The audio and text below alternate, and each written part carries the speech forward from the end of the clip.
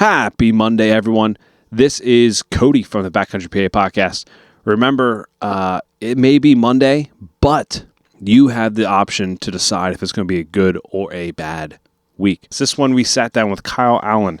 This is a third episode of the Woodsmanship series. On this one here, we felt Kyle Allen was absolutely perfect for this one because he has multiple grand slams where he's gotten bear, turkey, and deer down, and even fall turkeys too. So we had him on because we wanted to see how he gets on deer and bear and turkey, no matter what time of year it is. Pretty much this one's all about getting on, we'll base it around whitetails. This one's how you get on whitetails by using pure woodsmanship. No technology, no cameras, nothing like that. I mean, Kyle doesn't really use cameras. So, we just base it off pretty much how he goes about it, and it's a good conversation with Kyle. A lot of good information in this one. It was a really fun chat with Kyle. Partners and support for this podcast, first of all, is you guys. Couldn't do it without you guys. It's based around you. XOP, On X, Deer Hunter Synthetic. If you want to get some scrape stuff, now's the time to get it. He has a good amount of it that he's ready to ship out to you. So go to over to deerhuntingpodcast.com. Go check out his stuff over there and buy some scrape stuff. Tractor beam attractants, mineral. No point in buying mineral right now anymore. It's don't buy mineral anymore. But he has some food plot seeds. So if you want to get some seeds in the ground for the winter time, whatever, brassicas, some more clover, put it in the ground now. It's starting to get cool right now. It's like 70 degrees outside, which is really nice. You have Camp Co. You have Everett's Guns in Dornsif, PA. Go check them out. Go check out their shotguns, blinds, boots, and the Code of Silence camo. Go up there, check it out. About an hour and a half away from me in Lancaster County. So go up there, check them out if you're around the area. Camp Co. Go buy some turkey mounts, some European mounts, all that kind of good stuff. Use code BCPA10. That'll get you 10% off your entire order. Deer age. If you want to get your deer age, know the age like I did for my deer. And I got this little plaque right here that says he's a 3.5-year-old buck. Make sure you go over to deerage.com. Use a code Backcountry PA, all capitals. That'll get you 10% off your entire order. It would also support the podcast a good amount. Also, the winner for the tickets for the Guys Night Out up in Juniata County with Shirk's Guide Service doing a seminar on his trail cameras and what he found with them. It's about an hour and a half long seminar that he's going to be doing. So it's going to be pretty cool. It's beer, buck, and buffet. So there's a buffet there. It's a really cool thing. It's September 5th at 6:30 p.m. Tickets are $41 when you buy them online. Ticket sales end August 29th. So you still have some time to do this. Obviously, this episode is dropping August 4th. So you'll be able to go on there and check them out and be able to place an order. But the food that's going to be there is going to be pulled pork with slider rolls, mac and cheese, baked beans, coleslaw, chips, and dill pickles, assorted cookies, water, lemonade, and iced tea. $39 per person, so per ticket is $39. Access to the event, you get the dinner buffet, you get the beer bar, and a talk and Q&A with Steve Shirk. So it's going to be a really fun event. The winner of it is Howie Miller. So Howie, we're going to have your tickets sent out to you, so you and whoever else you want to take up with you is welcome to come and partake in the Q&A with Steve Shirk or the buffet and beer, and I'll be up there taking pictures, videoing, and all that kind of stuff. So hopefully you come up with some good questions. Should be a good time. Looking forward to it. But as far as what's going on, nothing really is going on right now. There's a few things I want to talk about, but I think I might just save it for just a whole episode in general. Pretty much haven't really gotten out in the woods. I'm planning on probably going out sometime here in August to try and check some cameras that I'm probably not even going to hunt the area. Just want to check them because I know the last time I checked the batteries, it was I think it was February timeframe. So I should probably go check them just to make sure they're still actually taking pictures and the battery's still good. So I might go do that, check them out, But for the most part, I'm just like kind of shoot my bow. Got some new, have possibly 2 to 3 new partners coming on. So stay tuned for that.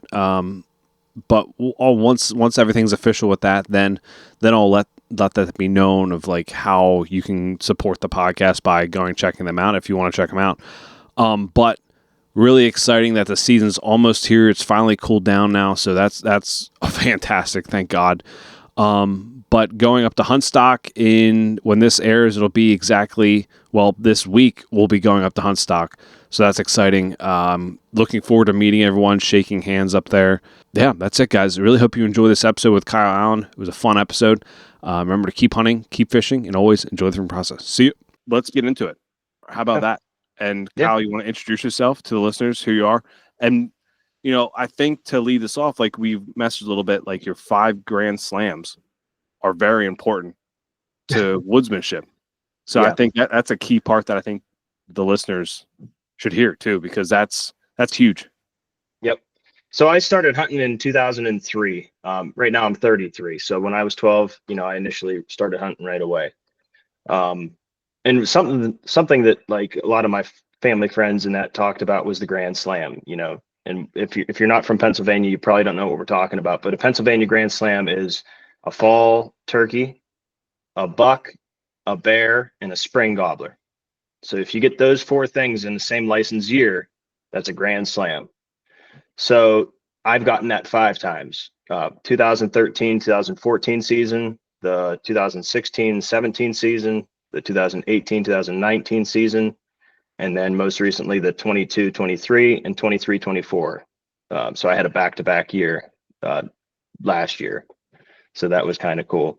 And it was funny is I was talking to my dad. I remember leaving camp in spring gobbler season of 22-23, and I made the comment to him. I was like, because I was having a baby. My wife was having a baby that June, and I was like, I don't know how many more I'll get, over the next 18 years, but lo and behold, the very next year I got one. So that was pretty cool. I remember vividly having that conversation with my dad. So that was cool. I've killed a Pennsylvania fall turkey in every season but one. I've killed a spring gobbler in every season but one. That year I called one in for my grandpa that year, and then I missed one. So I should have had one that spring. But I think I counted it up. I sat down and counted up. I've killed between Tennessee, Pennsylvania, Ohio. I've killed roughly 53 turkeys. And then I didn't count the deer or the buck, but I've killed, like I said, I've killed in Pennsylvania from the time I was 12 until now. I've killed a buck in every season. But my freshman year in college, I was pretty busy that year. Yeah. But I did kill a doe with the flintlock. So I filled the tag, because in Pennsylvania you can fill your buck tag with a flintlock. Mm-hmm. You can shoot a doe. So I did that. But and then as of recent, the last 6 years, I've killed over here in Ohio where I live now. I've killed a buck, I think 5 buck over here. So wow. I don't want to be braggadocious, but I guess those are my credentials. No, I mean that's like if you had a baseball card or a football card and all the back, like that's Hall of Fame worthy, to be honest with you. Like, yeah, because you don't hear many people. I mean, I think that's something that's very talked about. Like, I mean, I'm sure not all those buck are like Hope and Young buck or like massive buck, right? But like to get a buck every single year is a huge accomplishment. To get a deer in general every single year is a huge accomplishment, because that's. Mm-hmm. I always, when I first started at 11 years old, 11 to 20, when I was 21, 20, I had gotten a singular deer for every single year that I went hunting. And I held that to high accomplishment. Like I thought that was like really, and I still do, like just to be able to get a deer, because they're hard to get sometimes. Like you can go a year or 10 and not get or see a deer to shoot. Thanks. 10 years, first year. Like, but you had to learn. Yeah. You had to learn to get on those deer, and that it takes woodsmanship to do that. I was lacking for 10 years. I mean, there's still so much woodsmanship to learn. Like, like I'm sure you, Kyle, even can admit that. Like you're never. If you don't learn something every time you go to the woods, then you're failing as a hunter. Yeah. Mm-hmm. Yep. You should try to figure something out. Even if it's not related to the species that you're hunting at the time. That's that's when you're learning stuff, is not even in the season that you're hunting, and to go with the woodsmanship aspect, when I'm fall turkey hunting, I'm looking for buck sign, so I'll kill my fall turkey, and then I'll go hunt after I kill my fall turkey. If I find a scrape line or a rub line, that's where I'm hunting. So like, I'm not hanging cameras. I'm actively hunting one species, scouting for the other. And once I kill this, I'm hunting the next. And, during fall turkey and archery season, I'm looking for bear sign. So it's, you're just constantly, you want to constantly be reading the woods to figure out, to give yourself the best opportunity. Yeah, I think that's a perfect example to let the listener know, like, this episode here is literally going to be about getting on deer in general, not just a big buck, not a buck, but like deer in general. Yeah. With as minimal of a technology as possible. Because like, it's hard to go into a piece of woods without knowing what you're going for, right? Like, just to go in there, like, you need some kind of technology that where to even access public at sometimes. Like, it's hard to find it. And I mean, generally speaking too, I mean, you're going to want to know the lay of the land to a certain extent, whether it's a topographic map, drive around, walk, even walk around. Like, that's a big thing, is you can walk around when, the leaves are off, in March, and then you're going to see all the deer trails. You're going to see everything beat down before the greenery grows up. So that's a great way to, one, learn the area, two, learn where all the animals are. You're learning so much by just taking a walk. Yeah. I mean, I think that's the most daunting part of, like, really hunting any area. When it was like I first started hunting, it was like, I go to this one spot and sit down because I was told where to sit. Right. But then to explore from that, it's like extremely daunting. It's like, what do I even look for? Where do I start? What do I like? There's so many wheres and hows that go into it. It's scary. It can be honestly scary. Like, when first time I walked in the big woods, it was like, man, like, this is a lot. This is a lot to try and, like, figure out where one singular deer that I'm going to shoot is. So to anyone that's new to hunting the big woods or something like that, a big chunk of property, and you're having a hard time finding the deer, right? When the snow's on, get to wherever you're intending on hunting and find one track. And, and this goes for any species. If you follow any species and there's only one track, they're always going to lead you to more of that same species. And so, track over the course of my hunting career, tracking bear, tracking deer, if you get on one, you're always going to get into more. And it's crazy, especially with the bear, you'd be following one track, and then all of a sudden now you have 4 bear. Wow. They're always leading you to the game. Yeah. I mean, I never really tracked a bear down to see him lead to that, but, like, that's kind of crazy that if you follow one, that it would lead you to more bear. I mean, but it also makes sense in reality, because, like, and it's not every time. Yeah. But that makes it makes a lot of sense. And then most of the time, it's like, I see a bear track and I'm trying to go the opposite direction. Like, I'm not like, oh, there's a bear that way, I'm going to go this way. Yeah, exactly. But so to start, let's focus on the big woods, because, like, you hunt the big woods, right? And do you hunt ag too out in Ohio, or just pretty much? Yes. So here, where I live in Ohio, I live in Wayne County, and it's it's farm country. So there's not a lot of woods. I mean, there are strips. I own 15 acres here, which is like 10 of it's woods. But I mean, out here, it kind of stinks, right? Because everybody can bait. So it's like, theoretically, my woods be a great pinch point. But, like, if everyone has corn feeders up everywhere, they're just walking straight across the fields to them. And it's like, it's just a different way of hunting than what I grew up hunting. But, you have to adapt. Like, you're in an area, you have to learn to adapt. And so, like, I figured out what's successful out here and what's not. And that's what you have to stick with when you're presented with, what you have. Yeah, absolutely. I mean, so with that being said, let's try and focus on pretty much big woods, big acreage, public land to focus on, like, because I think that's what everyone's kind of drawn to. That's what people want to get out and explore. And I think that's the best part, is like getting out and exploring and adventuring. So when you're going in this piece, for you specifically, like, you have a buck every single year. So how did you get to that point of being able to get a buck down every single year? Well, a lot of listeners probably don't want to hear this, but it's generational knowledge, right? So my great grandpa was hunting this area back in the 30s, 40s, 1930s, and 1940s. So that knowledge was then passed to, his son, my grandpa, which was then passed to my dad, which was then passed to me. So, we have in mind already where these animals, like to go, when we put on small drives and, you think about drives in ag country, you're just picturing a block of woods, get it surrounded and push it out. Whereas when we put on drives, we're putting on 700-yard drives in big timber, but we have an idea of their exit route. So, deer during the day, they're bedded.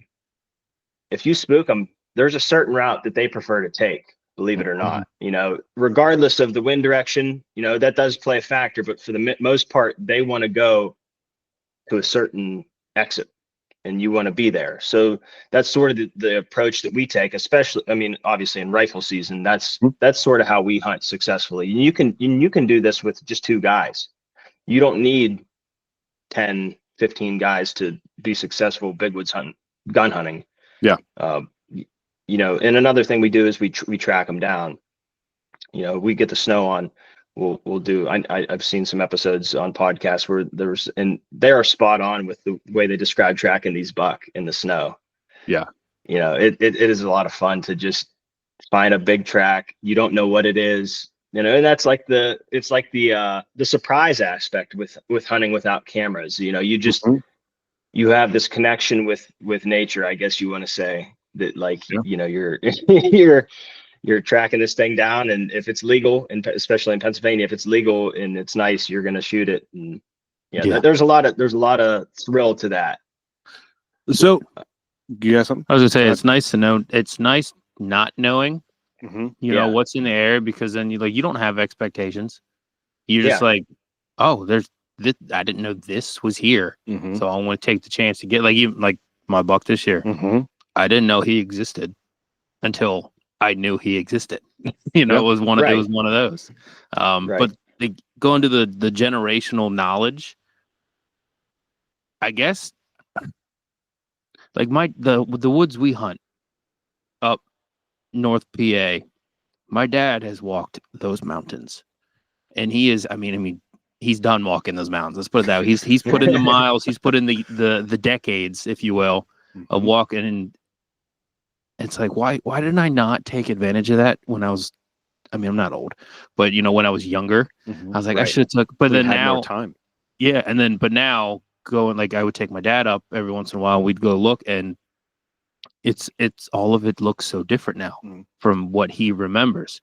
So now it's like, okay, maybe I need to be the one now to start that generational knowledge. You have to stay up with it too. Like, you can't just go up there and say, hey, I have figured this out, and then 15 years go back and expect to have the same success, because it's constantly being, timbered.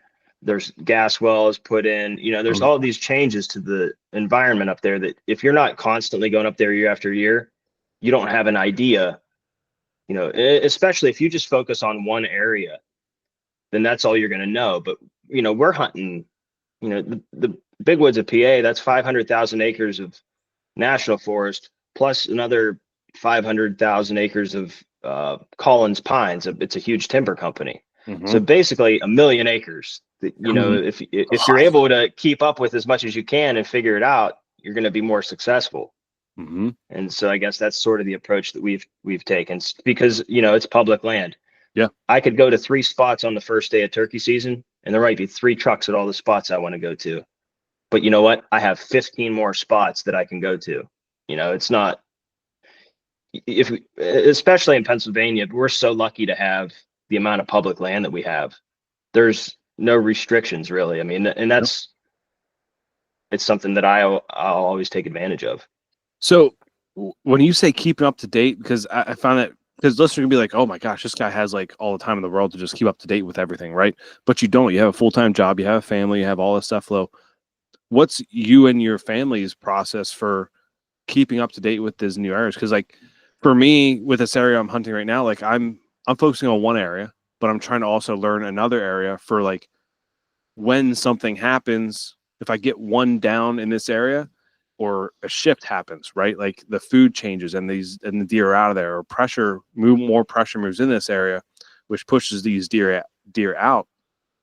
I want to have a backup plan, and I want to learn a new area, because you always want to have this, like you said, you want to have like almost an A, B, C, D, E, F, G type plans. Like because as hunters, we don't want to go in the woods like not be successful. Our main goal is like go in there and see some deer. Like that makes us keep wanting to keep going back in the chase. So what's your guys' process for like keeping up with these new areas? Be like, okay, this area is not even good anymore. So like this is where there's a big divide, I think, in the hunting community right now, where there's a big group of people that are me, and then there's a big group of people that are hunting camp. Like they have that mentality. They just enjoy being at hunting camp. So we have a hunting camp, and we share information amongst, there's like 7 or 8 of us, and we all talk and we all tell each other, hey, did you know that they cut out over there? Did you know that, not necessarily say, hey, I saw a big buck there. And sometimes we will, but like for the most part, you're constantly sharing that information. So it's like a network, right? So we're not using technology. It's just word of mouth with your friends. Yeah. It's getting back to the whole woodsmanship thing, and it ties back to the hunting camp atmosphere. You mentioned that, I got a full-time job. I have a kid, a wife, a farm I got to take care of, but I use my vacation wisely. Like I have an understanding wife that, she knows I love to hunt. So, hey, if I want to take a week, I have the support. I'm very blessed, with my situation. But, with all that said, it does take some effort once you get up there to, figure the stuff out once you have all the information and the opportunity. Yeah, absolutely. I mean, word of mouth is like you said, I do agree with that. Like, yeah, people will try and figure out where you hunt, especially if you self-film, all that kind of stuff. They try to figure it out. But like, when you have that camp tradition, you like, for me, my dad, my grandfather, like I'm 100%, or like when we go up to the ruck camp, like I'm telling these guys like what I'm seeing, or like how we could possibly set up. Like Ethan got a buck down, and he didn't hide where it was. He told us, myself and Drew, where it was. And I showed him the tree I was sitting in. Like I was like, I'm right here. So we tried to go in there, like, because there was a hot doe in the area. So we tried to set up where possibly we could have another cruising buck come through and one of us could get it. Now, we almost connected on another buck in the same general area, but like that doesn't happen without word of mouth or like showing someone. Like with that camp tradition, I think you got to have like a trusting group too, because people once you tell one person, it always seems like there's another person that finds out about that area.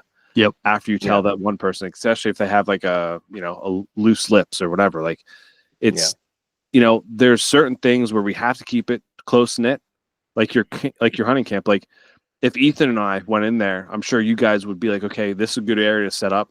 You're new, but like, we're not going to tell you what's in the area, right? Like you can go in there and like set up, like this is our plan F area, right? Like you can have this one. So I mean, and that's the thing that, like, I feel like there's a lot of people that want to shoot the biggest, and that's fine, but you can't expect other people to hunt the same way that you're hunting, right? If that bothers you, then that's a problem.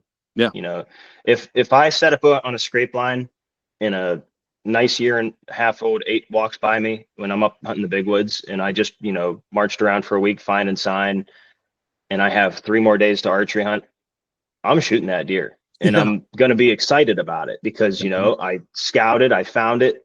And, I've killed here in Ohio, I killed one that was like 140. I think my biggest buck's like 145, but I can guarantee you I was not as excited over the 127-inch 10 point that I killed in the rut when I just set up in a spot that I saw deer sign, like until people experience it, you can't describe it to them.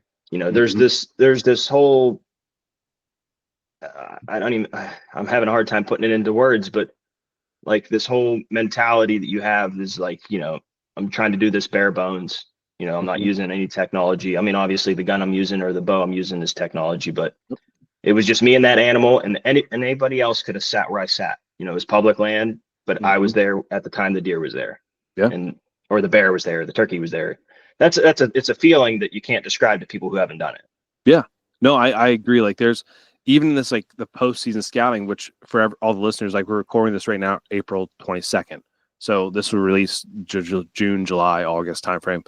But like this postseason scouting, like when you come across this hot sign, it's like, or like sign from the previous season, it's like, oh my gosh, I wonder what's in this area right now. Yeah. But like some people will hang cameras, which there's nothing wrong with that, right? But like, yeah, I think what you're speaking on is like, because when we did that during the rut, like I went up there, no cameras, no intel, what's in the area, just setting up, and like a little bit of e-scouting here and there, like just going in, and it was cool when you have those encounters. Like I had an encounter with a really nice buck. Yep. That was 60 yards away, and I had a nice encounter with a 5-point that I would have shot if he gave me an opportunity at him, or if I knew it was a 5 sooner. Yeah. But like it is pretty cool. Like we go in, you set up, you're pretty much going blind. Like that is do it yourself right there, DIY hunting. Yep. Like it's fun. It is fun going into Ohio. You know, like Ethan got a buck down just because we went through the whole process of scouting. We found the area, we set up. And then the last day, like we had a little bit of word of mouth from Cody Kelly, our buddy. Yep. We went there, we scouted it, and I had an opportunity at a buck. I missed. I hit a leaf instead. But it's killed a tree. Yeah, killed a tree. Killed a tree. The arrow's still stuck in the ground somewhere out there. but it's those like it's that it did feel exciting when I went and I shot my 6-point this year.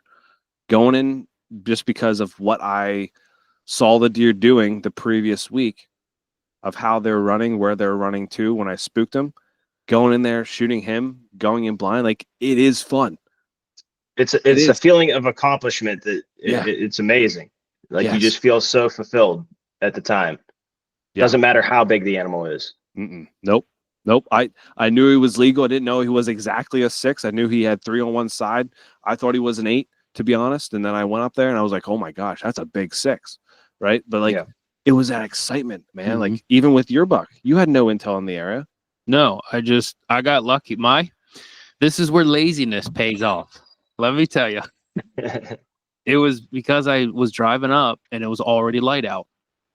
Usually during the rut, you're going to want to get there at dark o'clock. You want to get up in your tree at dark o'clock, and then you wait for the sun to come up. No, I was already light out when I was heading up, and I happened to see a group of 4 doe to my left jump over an edge. I was like, that's where I want to be. And sure enough, one of them was hot, and the buck was he was there, and I got lucky, but since we're talking big woods, you look at the big woods in PA, and it's very intimidating, right? If you go on OnX or Spartan Forge or whatever mapping service you use, and you look at state forest, the big picture, the biggest question is, where the hell do I start? I'd found myself looking at a small section, very small section. Like, okay, this looks interesting on a map. I'm going to go here and I'm going to see is there a sign, whether it's rubs, scrapes, bedding, food, like browsing, you see like, okay, the deer were here. Then look at the big picture later. And I think that's what people tend not to do, is they look at the big picture first, and then they get overwhelmed, and then they just say, screw it, and be done. They got to start small, then work big. Is that something that you do as well? Yeah, I think I look for like differences and then do the small approach. So like I look at, if you look at a map and then, you see what the terrain looks like, you see what the trees look like, you see if they're cut out, you see what if they're pine trees, if they're hemlock trees, are they oak? Go into there and take a look at that point, then narrow your section down. And if it doesn't look appealing, leave, go check the other area that looks different and see where the deer are, because year to year, the mass crop changes up there. There's not ag in the big woods. You can't bait in the big woods. And this past season where I hunted, there was 0 mast crop at all. And we struggled in bear season because of that. And we were stubborn and we were like, yeah, we've had success. We're going to hit this. And we hit it and never put a bear out. And we should have, went and looked in new territory, but we didn't. We were idiots about it. But that's a lesson learned. I mean, it goes back. Like, we're not perfect. We've since 1998, we kind of split off because the groups got too big, but we're up over 50 some bear from 1998 till now. Wow. And we have the largest bear ever killed in the county that we hunt. So, and that we killed that in 2018. Yeah. I was gonna have to bleep that out. That'd be one of the secrets that it's okay to keep. Yeah, it's okay. Yeah. So with that, because that was my one worry for like this area I'm scouting. Like I had really good sign, everything like that, like a lot of feeding sign. But we have another episode with like trees and stuff like that. But like, do you see deer shift? Like for when you're hunting these areas, you have so much sign, you're pushing these bedding areas out, I'm sure, and where they bed and, pushing them out. And they're probably near food too. Do you see a big change when there's not the same food in the area? As far as the deer movement, not necessarily, but where they're staying, yes. Okay. A lot of people, I think, have in mind that these deer are just holed up in these thick, these treetops and all that stuff. And yeah, they're there, but the majority of them are just laying in the open woods. From what I've seen, bear hunting, turkey hunting, deer hunting up there over the last 20 some years, they just kind of hang out because in certain places they can see, a couple 100 yards. They have no reason to fear anything because they can just get up and run. Yeah. So a lot of times even the bear do this, believe it or not. They'll just sit in the open woods, put their back against a tree and sit there, and that's where you'll jump them. They'll have a bed right next to a tree in the open woods. See, honestly, the way you it just sparked a thought in my head. Like it makes so much sense why a deer would lay in the open woods, because you have people pushing out the thick stuff.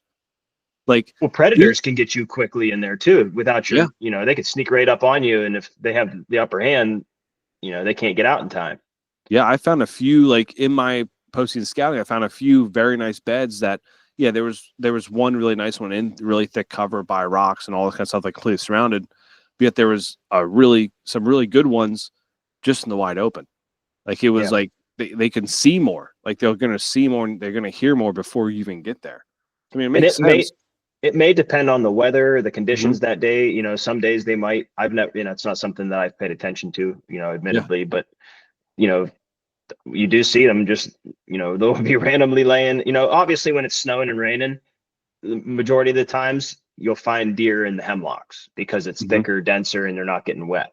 Yeah. So like, that's a tip, I guess, for the big woods. If you can find a patch of hemlocks, it doesn't matter really the side of the slope, north or south, but if you can find a hemlocks on a slope, usually depending on the thermals, they're going to be uphill or downhill.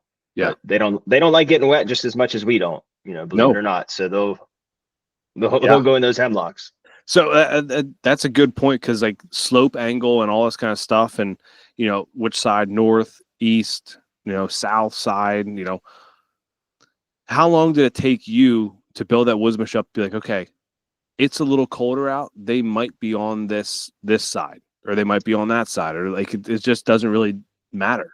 Where we hunt, so the area we hunt, we feel like it's more dependent just on where they like to be. It doesn't matter north, south, east, west. The way the trees are, the way the landscape is, you just kind of have to, I don't think there's one blanket statement you can say to cover what they're going to do.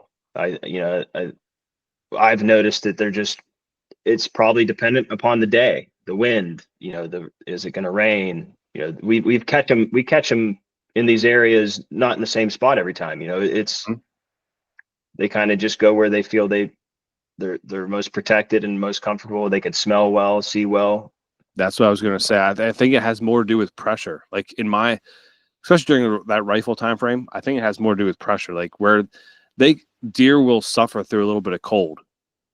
to get away from pressure, I think. And I've been thinking that recently just because, everyone talks about, the north facing slopes or south facing slopes or like the northeast facing points where like a deer might bed to get all the sun all day. And, it's like, I think that's like around this time frame when there's really no pressure. But I mean, there's now people are hunting a lot more for those areas that they're just looking for that now and hunting that more. So that they're getting pressured. Like deer might do the complete opposite now that they're doing that. So, I mean, yeah, I think, like you said, also it depends on the area you're hunting. Like it could be anywhere. And I think something people overlook a lot too is the in-season scouting. Mm-hmm. People feel like you bump a deer or a nice buck out of an area, they're just going to check out and be gone. But we fall turkey hunt with a dog. We hunt fall turkeys with dogs. Mm-hmm. And, we'll have dogs running around, and this is during the rut. But you'll have the dog running around barking at the turkeys. We'll be shooting. You could go back in there evening and kill a buck. We'll see a buck. We'll bump him, and he'll be hanging in there. Yeah. It's nuts. I mean, and a lot of the stuff that you hear it's sort of we have the opposite experience, but it's just I feel like you can learn so much by trying to get in the woods more during hunting season. Mm-hmm. However you can do that. Now, if you're married and you have a deal with your wife, hey, you're going to get 20 days to go do hunting activities. And if that means you got to spend 5 days scouting and 15 hunting, there you go. So I would take 20 days and go hunting. I wouldn't even do scouting. I would just go take 20 days. So that's sort of my philosophy on, I try to use my vacation time wisely, time away from home wisely, but where I'm having the most days with a weapon in my hand. Mm-hmm. Yeah, I always find it interesting. People, like I've heard a few people say, like, I'm going to go if I have 7 days to hunt, like it's 7 days out of state hunt.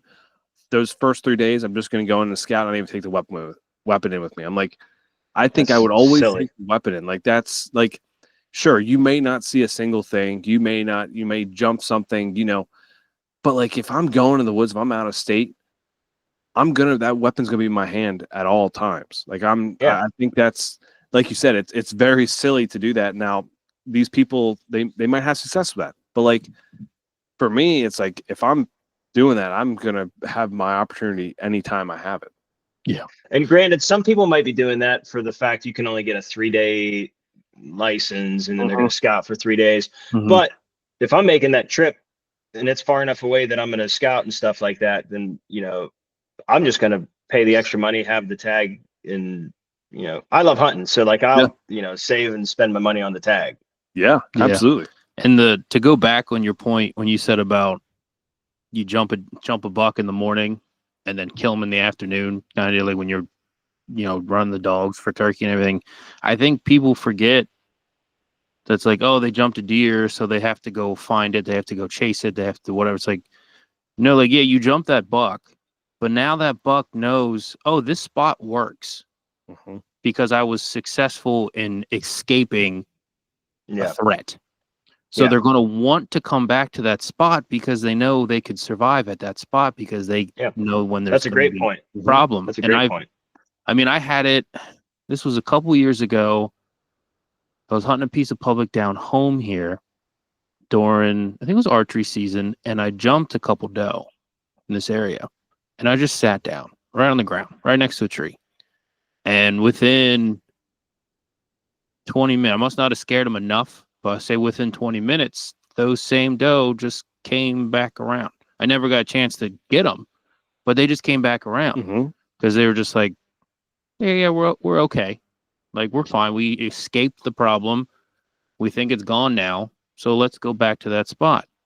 And I think that's the same with, with buck. If you jump one, as long as you're not going in there every single day and jumping him. Yeah, obviously. Then they start to get a little smarter and say, oh, maybe I shouldn't be here. But if you jump him, let's say once, he's going to come back. Yeah. Yeah, I think I agree. Forget that. Yeah. No, you're 100%. You're 100% right, because like a deer feels safe when that happens. Like, yeah, he's spooked, he got away, whatever, but like he feels very safe in that bed now because he knows, like Ethan said, it worked. But I think the best way to like really dig in this is like talk about that Something's in my throat. That buck you shot, the 120-inch buck, what was it, 120-inch 10-point that you shot here in PA? Yeah. Yeah, So let's talk about that. You had a certain number of days to hunt that, and you only scouted it and hunted it. Like because that's full of woodsmanship right there. Like that's the definition of woodsmanship, is being able to set up and you don't know what's in the area. So I think that's the best example. Well, so I got to preface it, but I did know the deer was in the area. Okay. My dad was spotting.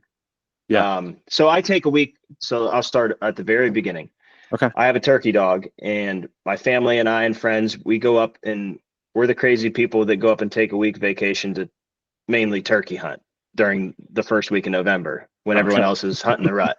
Yeah. So we try to kill our turkey, and then we'll deer hunt after that. Mm-hmm. Well, I think it was Wednesday morning. I think it was 2021, and it snowed. And I knew that was in the forecast, but my dad had been spotting, and he saw this nice buck in this, it was a newer cut.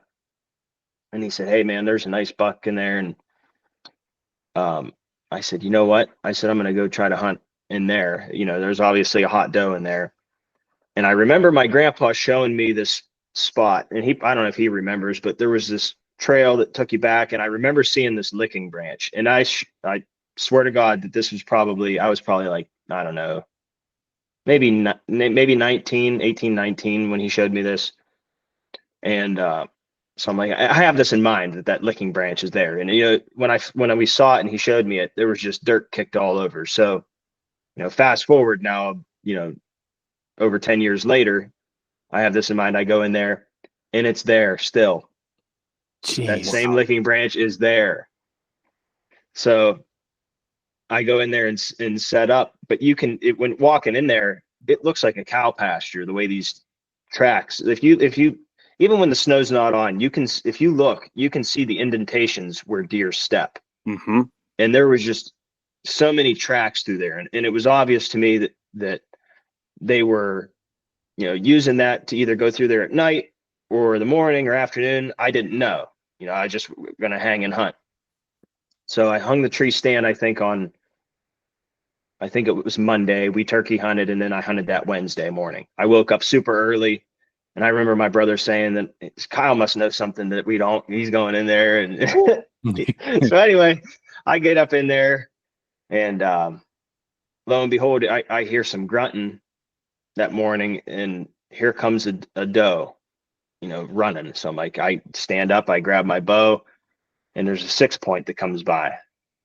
And every experience I've had up there is there's always more than one buck chasing the doe in the rut. So I was like, all right, he gets a pass, right behind him here coming down this trail, right to me is this, it's probably 16 inches wide.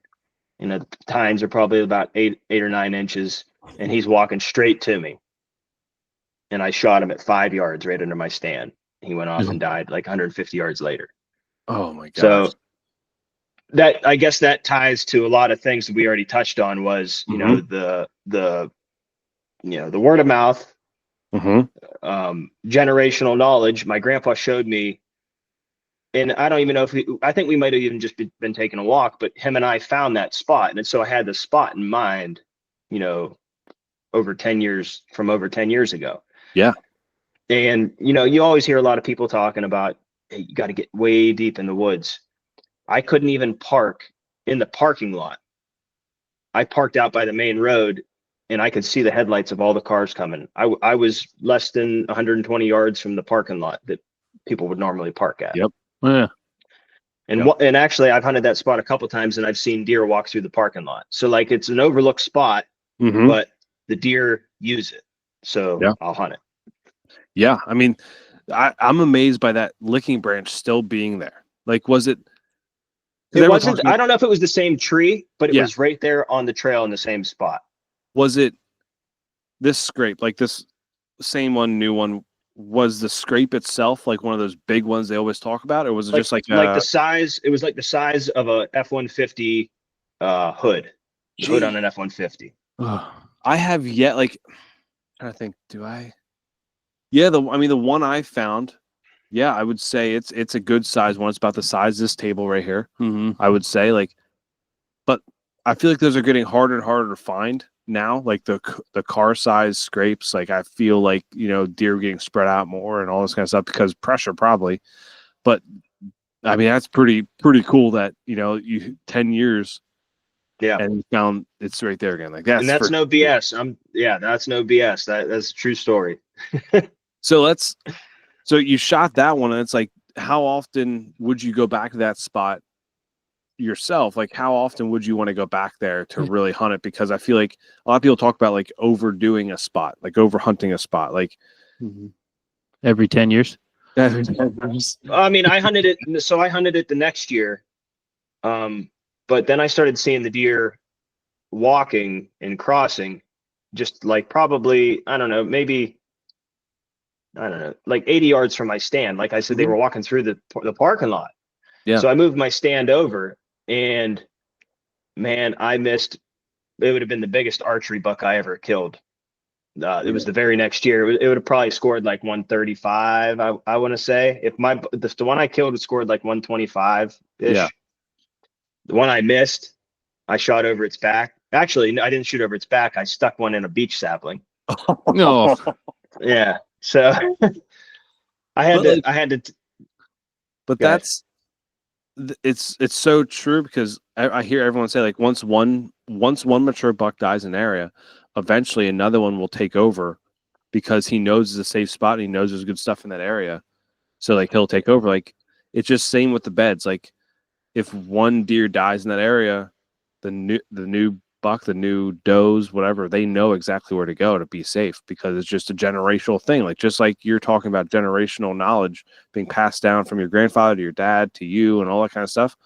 It's being passed down to the next generation of deer. Yep. They know where to go. Yeah. And they leave scent behind too, right? So like that's another thing that they have is, you know, they smell these other deer that have been there. So just a constant, you know, and obviously they're crossing through the spot for one reason or another. They're either getting to bedding, from food to bedding, or, you know, bedding to bedding, whatever.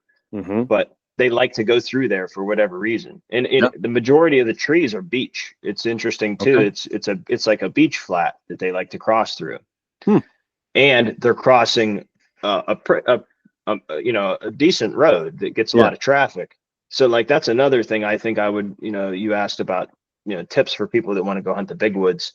Don't pay attention to those dirt roads. Those animals cross those all the time. Like that's just a terrain feature. That's not like something that's going to deter them, like a house or something. They'll cross anywhere on those roads. I would compare a road like that to like kind of like just a creek, right? Like because people always talk about creek crossings. I would also look for road crossings. Like they're wherever like they would feel safest. Like usually like it's around a bend kind of, because that's always where you hit deer too. Like when you go around a turn, it's always like these deer just pop out of nowhere. So like look for road crossings too, to see like, you know, during the rut, the buck will still cross that road to try and get to more doe if it's there. Like it's and if you find one of those, you can usually see those road crossings you're talking about.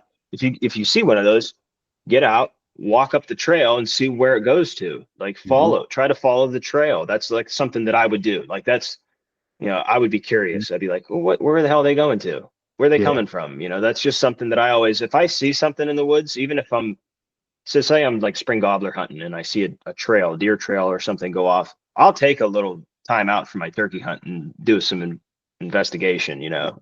Yeah. That's like one of my favorite things to do. Like if I'm out in the woods and I see a deer trail, like, oh, let's go on a little adventure. Let's go figure out where this leads. And then I just walk it. Yeah. And you find out like where it is or where it leads to. Yep. You know, where I've often done that and what I've found are bait piles up there. Like if there's a beat down deer trail in the middle of the woods and you follow it, sometimes you'll find someone's salt block or something, which is, you know, illegal, but it's happened. I think probably 3 times for me. I've found bait piles up there. Yeah. I mean, it's kind of funny. It never really clicked to me until I see deer. Like I was scouting the one time and I saw deer actually use the crossing. Like, and I'm like, so that is a deer trail. Like I feel like when most people pass those crossings, the road crossings, they think, oh, that's a human trail. Someone's walking in a lot right there. Like, yes, it may be, but yet also still check it out anyway. Like it could be a well-used deer trail. Like it kind of sometimes takes one deer to use that in front of you to make it click in your head, be like, okay, that's a deer crossing on a road. Even if it was a human trail, I mean, like if you have the time, go see what they're going down to. What do they, you know, what's interesting down here that everyone wants to go see? You know, exactly. It's just, you have to be inquisitive when you're hunting and being a woodsman. You have to constantly be studious, I guess. Mm-hmm. You have to be wondering. You always have to. I feel like you always have to be wondering what's over the next hill. What's over there, like because, and I don't know. It may just be me. I feel like it's an acquired taste. So when I'm walking through the woods, I feel like you can smell deer. Like I don't know if you guys can do it, but like there's this one area I always cross where it's like I walk past it when the wind's blowing downhill. I'm like, that smells like deer right there. And like I can only do that in the rut. Like I can smell buck and that's pretty much it. But like you can, it's a very distinct smell. You're like, whoa, there's a buck somewhere right here. Now is that smell comparable to when you would smell like a bedding area? Because I feel like bedding areas, they have, like, if it's a safe bedding area, there's going to be a lot of deer bedding in that area, like constantly bedding in that area. I feel like there's a smell to bedding areas. Do you notice that at all? Because I don't know. I can't say that I've smelled that, but I'm not saying that you're not. You know, it's just something. Yeah, I can only smell like buck, like the tarsal gland. Yep.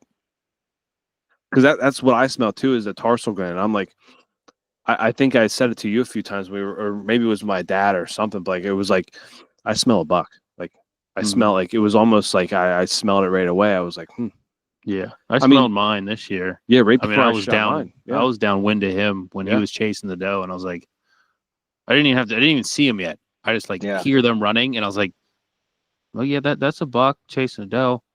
I can smell him. Even if they weren't chasing, that wind was smacking me right in the face, and I got all good whiff of buck. And I was like, oh, he's there. He's ready to go. Do you notice anything with body language, like deer body language at all? Have you noticed anything? Like as far as like when they're in front of you, like like I know with a tail, there's signs with the tails that like, okay, there's possibly more deer. Like it's the doe's letting the other ones know it's okay to come out, all that kind of stuff. Like I think that's a big thing that I learned is like a tail flick is like, okay, there's possibly could be another one, or like say example of looking, if they look back, that usually means something else is coming. Oh, yeah.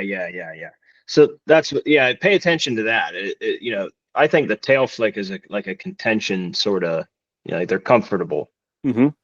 And that's something that especially if I'm buck hunting and I see a doe, I'll look for her to look back. And that's a good key indicator that, you know, there's something behind her, whether it's a buck or a fawn. You know, just be prepared that there's something else there. Yeah. And another thing too is, you know, while you're watching the deer that you first see, look at her, but then scan your eyes, you know, side to side, you know, 180 degrees, and make sure you're not missing something else coming into view. You don't get fixated on the one animal. Like that's an important thing too, especially if it's not the one you want to shoot. You know, so let's scanning. Let's say, so you're going to this piece blind pretty much.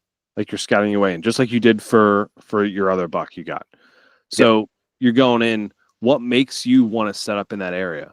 Like what do you want to see? Like you may see some scrapes, some rubs. Like what makes you like? Is it just this gut feeling? Like I'm starting to feel like this is deersy. Yeah, that's that's the way I would describe it. Is like you have to use all information available that you have, and then trust your gut from there.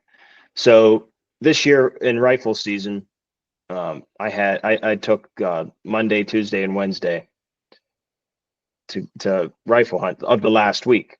And the first day, I missed a buck on the first day. I had a perfect shot. Well, I wouldn't say perfect, but I should have killed the deer. I just blew it. I missed. It was like 100 yards. I would have been done at like right at daybreak. It would have been nice, but no, I froze my ass off all day. Of course. Then I go to the spot in the evening, and on the opposite hill, there's all kinds of deer. But, you know, I had to go home for a week and a little over a week. You know, I didn't know what the hunting pressure was, but my dad and my grandpa were still hunting up there. And my dad had walked down into that spot where I saw all those deer on that hillside. And he goes, hey, up at the one end, there was a bunch of, looked like they were feeding.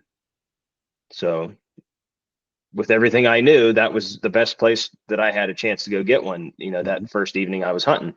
So, throughout the day, my grandpa and my dad and I put on some little drives for each other, but didn't have any luck. So I hunted that spot in the evening. As I'm walking down into the woods, I get to the spot that he was talking about. And there were some big hemlocks. There was a ton of big cherry. And I think those deer were still eating. There was some cherry that were under the leaves, and, there weren't any beech or acorn or anything else, but they were eating those cherries that fell, back in September. And so I was like, okay, from here, I don't want to stand right here where they're feeding. It's not a very good, I don't have a good spot to sit. I can't see that great. Where are the deer going to come from? You have to start thinking about all these things. Where are they going to be coming from? If they're coming to this spot to eat, where are they coming from? Where's the wind blowing? You have to just start thinking about all the factors that are going to contribute to, when you see this deer, what's going to give me the best chance to kill it. Yeah. So what I decided was to walk down the hill and get into this little, it started at the start of the valley, and there were some big rocks down in there. And I was like, I'll get up on one of them big rocks, and then I'll be able to see up to that spot where they were feeding. But then I'll also, if they don't go up to that spot they're feeding, and they squirt out of this little thicket that's in front of me, I'll be able to shoot at both of those spots. So that was my plan. So I get to this one spot, and I get up on this rock, and I'm looking around, and I don't like it. I can't see. There's some trees up on here that are blocking my view. So I get down off the rock after like 10 minutes, and I walk like 80 yards away from the thicket. I was like, okay, this spot's better. Well, lo and behold, when I jumped up on that first rock, I was within probably 35 yards of this buck that neither of us knew each other were there. Yeah. So eventually the buck stands up out of his bed in these open woods, and I shoot him, but that gets back to our thing about them being in open woods. But, that's sort of, you got to trust your gut. Like, I had a feeling that, that there was going to be deer in and around that food. There's bedding there. I got lucky that, he didn't spook when I jumped up on that rock and I didn't get a shot. But, that's sort of my thought process when I go into a spot, without having any, I guess, camera footage or, cell camera footage or anything like that. You just kind of have to read what's in front of you at the time. Yeah. And then trust your gut. Like, that's the main thing. And you have to act on it quickly. I think a lot of people, when they hunt, and this, I think, is especially true in like spring gobbler season, when you need to make a move, you need to make it now. And if you delay, then it's too late. Yeah. Mm-hmm. Yeah. So, I mean, that's exactly the same thing with my buck I shot this year. Like, I was like, I'm going to go in this spot right here. Just trust my gut. Like, I'm just going to go in there. And then I got the whiff of the buck. I got a whiff of deer pretty much. Like, I don't know if it was a buck or just deer, like, but it smelled like the tarsal glands of a buck. And also, like, it was like I could smell a good amount of it. So, and the wind blowing in my face, I'm like, it's raining. So I'm like walking up, and like I can start seeing like indents in the leaves as I'm walking up. And then, you start seeing scrapes. You start, it looked clear to my right. I was like, I don't want to go that way. But then my gut was like, go this way. So I kept following the tracks up, and like, it was just like, once you started trusting and started reading the sign that you're seeing, and then you have the encounter. Just like with Ethan and his doe, like, he trusts his gut. He was like, okay, they're bedding there. Why don't I just go set up there where they are? Like, it just, woodsmanship, I feel like it's not this like, oh, I got to learn all this stuff, right? It's becoming it's becoming one with nature, like being able to listen to nature when it's telling you stuff. Like, we have so many things, we have so many apps, we have so many, chat GPTs, we have all this Instagram, this knowledge just in our hands, right? But yet woodsmanship is like something just, it's just listening. It's a skill. It's a skill you have to learn it firsthand. It's a skill that you have to learn firsthand. And I think a lot of times too, that a lot of people will have the knowledge, but then they don't act on the knowledge. Like, they're afraid of screwing something up. Yep. You know, like, if I go this little bit more, maybe I'll spook the deer, I'll spook the turkey. But then, if you do go a little bit more, you might put yourself in a better position to kill that animal. So like, you have to be okay with failing and putting yourself in those pressure situations. Like, your heart's going to be thumping. Like, you have to be okay with that. Like, a lot of times I feel like people will just sit back and be like, if it comes to me, it comes to me. Whereas me, I'm like, I'm going up there and either I'm going to dick this up or I'm going to kill it, And I think that's one thing people got to understand. Like, if they're getting, because, the new hunter series, for people that are new to hunting, like, this isn't stuff that you're going to, This is the Woodsmanship series. that's what I meant. The Woodsmanship series. But this is probably, you have two series going on. I got two separate things. All right. It's okay. It will mix together. It's all right. It's all together somewhere. It all ties in together in some way, shape, or form. Yeah. But you got to, like, don't get frustrated. I mean, it's going to be frustrating. Obviously, we've been hunting since I was 12, 13, and I'm 31. I had to think about that for a second. Congrats on making it 31. Yeah. It's a big accomplishment. 32 this year. And you're not going to learn this in a season. You're not going to learn this in a year. Just talking about my dad. My dad's 68. He's going to turn 68 this year. He's been hunting since he was 20 something. So he's got 40 years of experience under his belt, right? So like, this isn't something you're going to, he hasn't even mastered it, right? And he's shot a handful of deer over the years, right? And he knows a lot of stuff, but 40 years, right? Yeah. This isn't something you're going to know, be a professional at in one season. And if you're just getting into hunting, I mean, think of it this way: if it's something you intend to do and pass down to your kid, you're the foundation for what your next generations are going to learn. So like, it's up to you. And I'm really blessed to have been like the fourth person to get the knowledge. Like, I'm extremely lucky. But like, people that are just starting out, like, don't be afraid to post your deer that wasn't as big as the next guy's. Like, be happy with that. Like, I'm happy with that. And hell, I've killed 50 some buck. But if next year I shoot a year and a half old 8-point, I'm going to be smiling ear to ear because I know that I'm sharing that experience with my family and friends. My boy's going to get to see a deer now. Like, and that's another thing that is added to it. Like, I shot a turkey this weekend. Yeah. And my wife was able to bring my kid. Like, I called her right off the bat in the morning, hey, come get me. They drove back and he got to see the turkey, like, that's a whole different story. But like, I get like my dad's level of excitement to share those experiences, because my dad didn't kill huge buck. But like, I always remember, and this is before cell phones, I'd be sitting there waiting. I knew he was archery hunting after work, and I'd be sitting there waiting for him to pull in.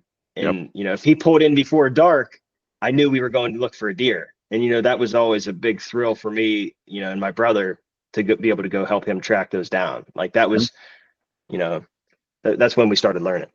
I was the same way. Like, it was always my dad we would go up to my grandparents' camp, and he would hunt. He'd be across the road hunting on some private piece, and I'd just be back at the cabin just waiting for him to come back. And like, we have walkie-talkies where he'd tell my grandmother, like, hey, I got one.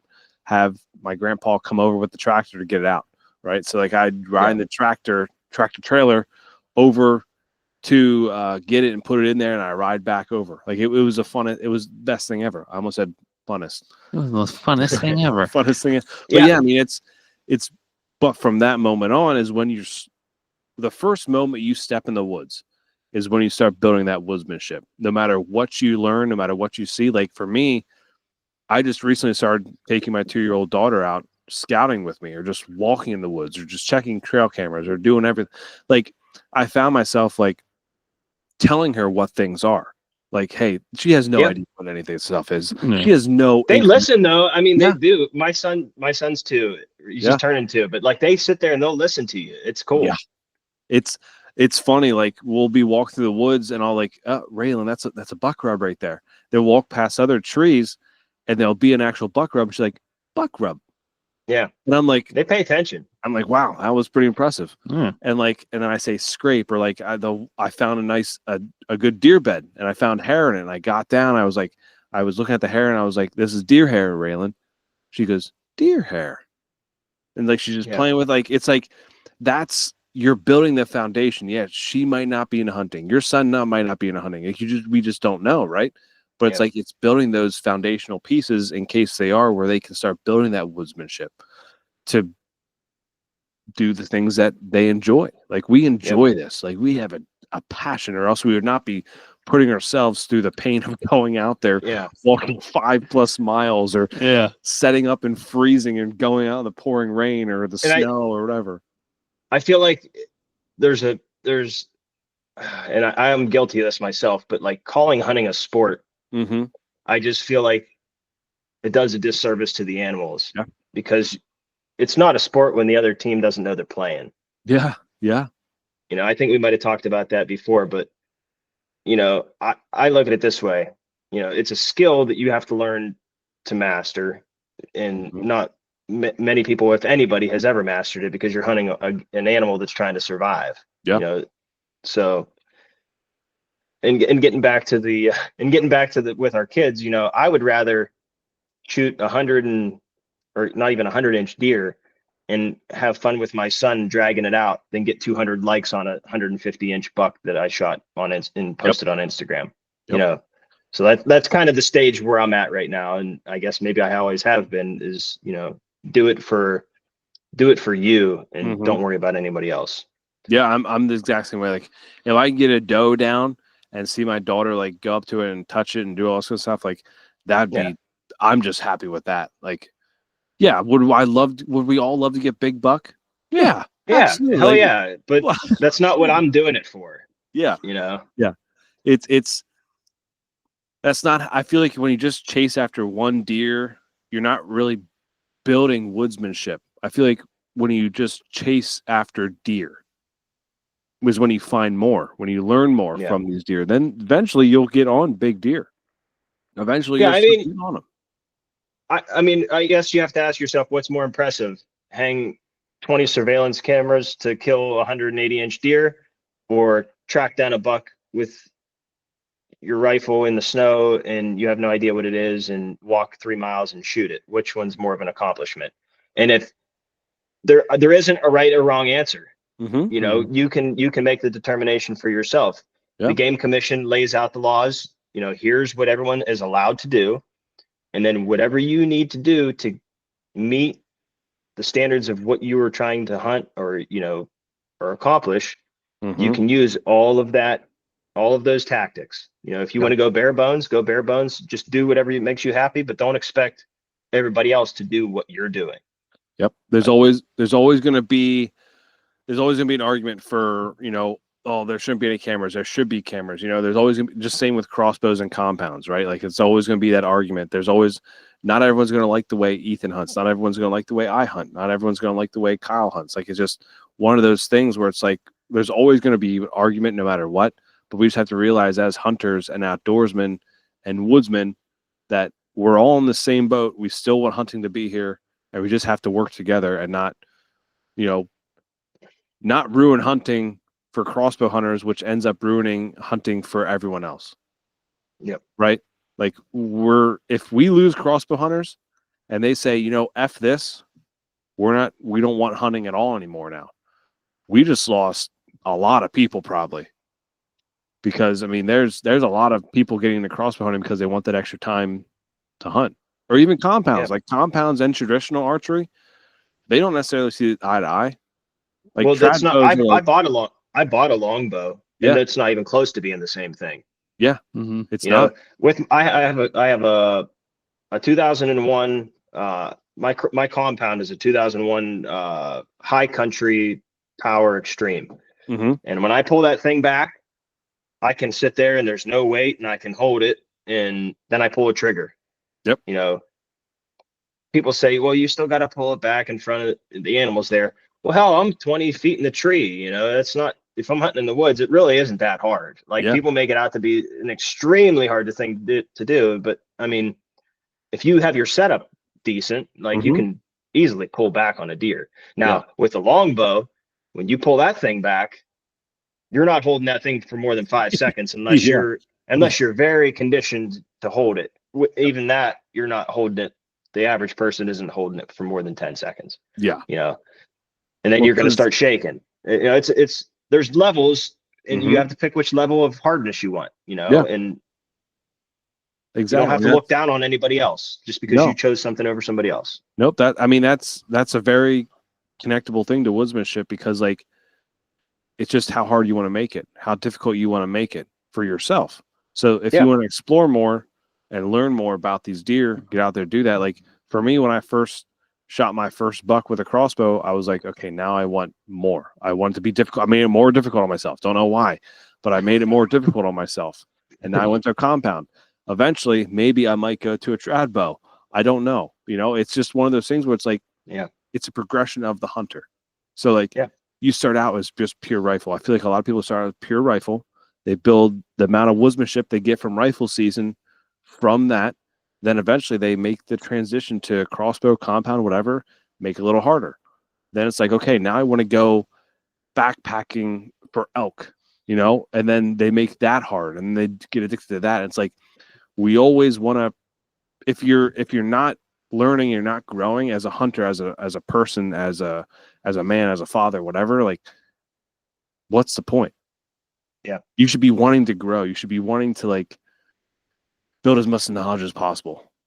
Yeah. Like I love that part of hunting. Like it makes you so much better at every aspect of life. Yeah, absolutely. And every time you go to the woods, you might see something. And that's what's cool too, is you might see something that you've never seen before. And I can give you an example. This weekend, I shot this turkey, but there was a turkey gobble in there that had the longest drawn out gobble I've ever heard in my life. And I've spent, I've probably heard millions of gobbles. Yeah. And I've never heard a turkey gobble like this turkey. And there was another hunter that was hunting the neighboring property that was also calling to this turkey, but he come walking over after I shot it. And one of the things he said to me was, he goes, "Did you hear that turkey gobbling?" The long drawn out gobbling. I said, "Yeah, that was crazy." So like him and I both had a shared experience of hearing this thing for the first time. And this gentleman was older than I was. Yeah. And that was the first he had ever heard that. So like, it's something really cool to you never know what you're going to experience in the woods with these animals. Yeah. Even like you said, like, even if it's not an animal you're hunting, like, even if it's like a chipmunk, you saw a chipmunk do something for the first time, or a squirrel do something for the first time. Like, it's cool to see. Like, I saw a chipmunk poop for the first time this past weekend. I never saw a chipmunk or a squirrel poop before in the woods. And I'm like, oh my God, I just saw a chipmunk poop. Like, it was just something different. Like, I was like, oh my God, I never saw that. I saw a squirrel fall from about 60 feet and die this year. And I was like, that was wild. Like, it just missed the limit it was trying to get to. And I was like, wow, that was crazy. I just watched that. Poor squirrel. What a death. Geez, seriously, man. Kyle, is there anything that you'd want to let the listeners know, like tip wise, to build woodsmanship? Like, I know, like we talked about, like, woodsmanship is just something you build. Like, you can listen to these stories and like you can go out there and just explore. Like, that's how you build woodsmanship without technology. Is like just going out there, just doing it. Really. That would be my biggest tip, is like, I can't say that when I go, I look for these particular, like, I'm not very technical like that. Like a lot of people, I feel like on podcasts are like, I'm looking for this exact thing. I'm not. I go in the woods and I just take it all in. Like, I just take everything in and, then use that information when I need it. I think that would be my biggest tip. And I know that's kind of like a broad statement to give, but like, that's sort of how I read the woods is, go in, take it all in. If you see something for the first time, make a mental note, make a physical note. You can write it down, even, but either have mental documentation, write it down, but always keep tabs on everything you're learning. Do you write it down? Is that something you do? It depends. If I'm in like the middle of a hunt where I'm like actively pursuing something, then I won't. But then I have like notes. Like, I have notes for people who park behind me, like in spring gobbler season. Like, if this truck parks beside me, then I know that if he's at one of the spots I want to go to, he won't mind if I do the same to him. Yep. Okay. For the most, yeah. So like I'm that, like I like to do stuff like that. Like Yeah. I take it all in. Yeah, I mean that's it's sometimes easier said than done. I feel like because like in your mind, like we'll end it on this, but like in your mind, like we go in the woods because we want to put something down, right? But then like also in your mind, you're like, I want to soak it all in. But you're in such a hurry sometimes to just get there and like get to your tree, and you don't soak everything in around you. Like that's why I like rifle season so much, because like you can actually like just slow down and just kind of take it in. For archer, it's like you got to get to the spot you scouted and set up, and just hunt that area, because like it's hard to stalk in PA. It's hard to stalk a deer with a bow. PA. But yeah, fun. Well, there's guys that, and it's fun though. There are guys that are very good at doing that. Oh yeah. Like personally, I've never had any success doing that, and I've tried it, but like that's something I would need to practice on if I wanted to go do that. Oh yeah, shoes off, only socks. Sweatpants, sweatshirt, just go through like that, so it doesn't make any noise as you're walking. Oh gosh. And a trad bow. It's the only way. It will not be a sight to see. So you're up in a tree, look down, like what the hell is walking through the woods? Well, they have those socks are like almost like shoes, kind of, but they're like they're waterproof. The waterproof socks, I think they are. Like that wouldn't be a bad way to do it. You can sneak through the woods with waterproof socks. Those not wool. Just wear wool. Yeah, get them wet. They stay warm. I do have some wool, and they are fantastic. Oh yes, wool socks and llama socks, alpaca socks. Alpaca. I'll pack a few. Anyway, Kyle, it's always awesome having you on. This is the fourth episode I think you've been on. So we always enjoy you coming on here, man. Yeah, I appreciate you guys having me. This is always a lot of fun. Yep. So we'll do it again. We'll do it again when you get another slam down this year. Yeah. Hopefully. Fingers crossed. I'll knock on wood for you. Yeah. Good idea. Here we go. Thanks, guys.